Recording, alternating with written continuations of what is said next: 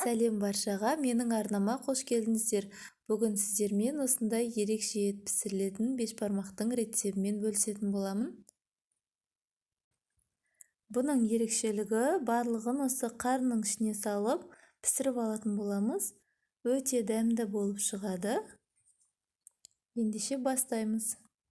Алдын ала керек затын барлығын жуып тазалап бөліп алдым. Енді оларды кезек-кезек қарынның ішіне салатын боламыз.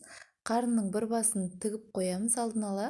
Ішіне сүйегімізді, пияз, қазы, картоп, сәбіз барлығын салып аламыз. Жақсылап жайғастырамыз.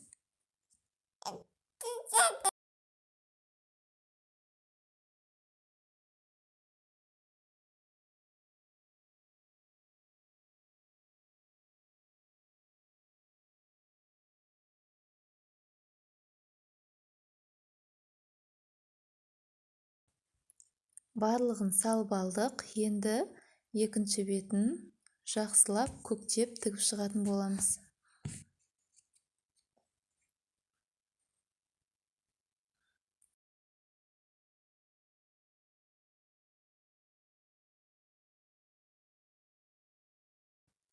Қарынымыздың аузын жақсылап тігіп алдық. Енді бұны мұздай суға салып, газде 3-4 сағат бойы қайнататын боламыз.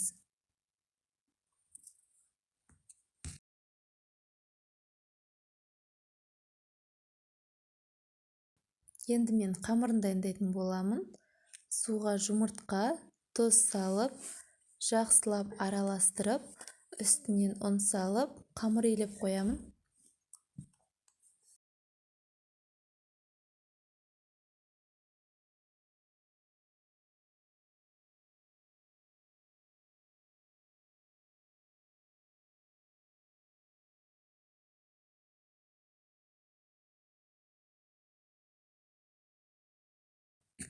Қамырды өте қатты да жұмсақ та етпестен орташа етіп илеп алдым.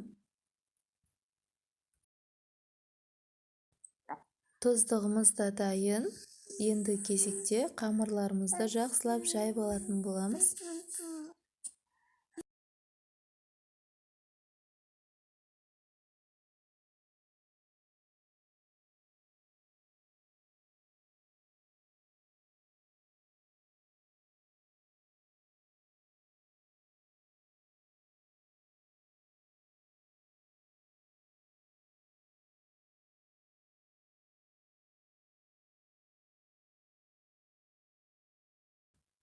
Толық рецепт әдеттегідей астындағы описание бөлімінде болады.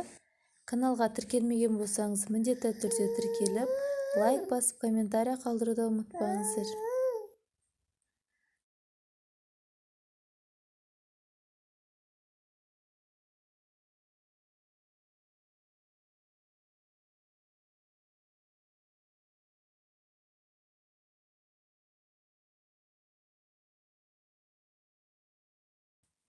Осымен қамырымды жайып болып қалдым.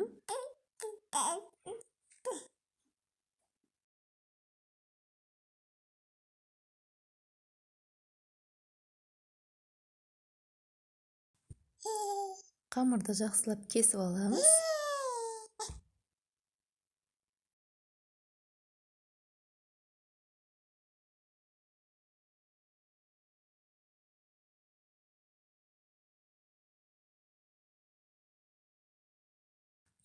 Біздің қарнымыз пісіп шықты.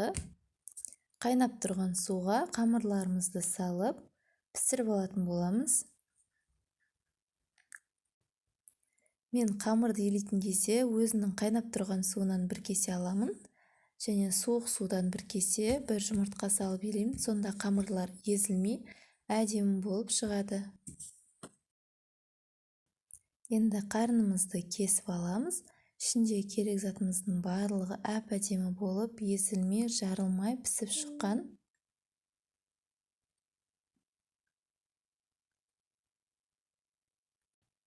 Үш-төрт сағат қайнаса да, көріп тұрғаныңыздай картопқада ештеңе болмаған. Осымен біздің тамағымыз дайын. Сіз де міндетті түрде жасап көріңіз. Ас болсын.